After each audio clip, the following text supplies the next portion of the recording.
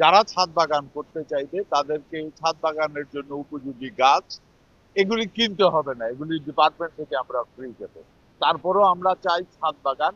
জানেন, আপনি যদি 5 কাঠার উপরে একটা ছাদ বাগান হয় এবং প্রপারলি যদি ওই ছাদ বাগানটা ব্যবহার করতে পারেন, তাইলে ওই ছাদ বাগানের থেকে যেই পরিমাণ সবজি উৎপাদন হবে, ওই সবজি দিয়ে কিন্তু ওই ফ্যামিলির সত্যিকার অর্থে আর সবজি কিনতেই হয় না, এবং সেটা একেবারে বিষমুক্ত বা গুড কোয়ালিটি ভেজিটেবল আমরা বলতে পারি। ওই প্ল্যানিং গভর্নমেন্টের আছে, ওই ধরনের একটা টিম আছে, প্রজেক্ট আছে, এটা কুমিল্লাতেও আমরা চালু করবো ইনশাল্লাহ খুব দ্রুত। আমাদের যত রোয়া রুইছে তার 25% আমরা বন্যায় আক্রান্ত হয়ে গেছে, মানে পানির নিচে চলে গেছে।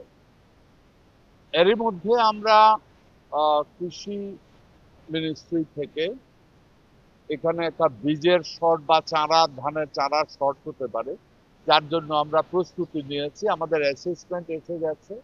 এখন পর্যন্ত আমাদের কত হাজার হেক্টরের ধান পানিতে ডুবে গেছে, ওগুলিতে আবার নতুন করে যদি ধান পুঁততে হয় তাইলে কত চারা আমাদের লাগবে, ওই প্রস্তুতি আমরা নিয়েছি।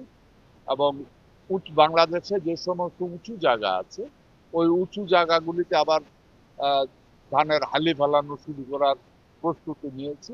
এই রবিবারের কালকে রবিবার, আগামীকালকে পরে আমরা আরো ক্লিয়ার হয়ে যাব কত এলাকার ধান মার যাবে, নতুন করে রুইতে হবে, কত এলাকার চারা লাগবে। হয়তোবা কৃষকের ঘরে আর বীজের ধান নাও থাকতে পারে, এই জন্য আমরা বীজের চারাটা আমরা উৎপাদন করে ডেলিভারি করানোর জন্য, এটা 15 দিন সময় লাগে, 15 দিনের মধ্যে ডেলিভারি করানোর জন্য আমরা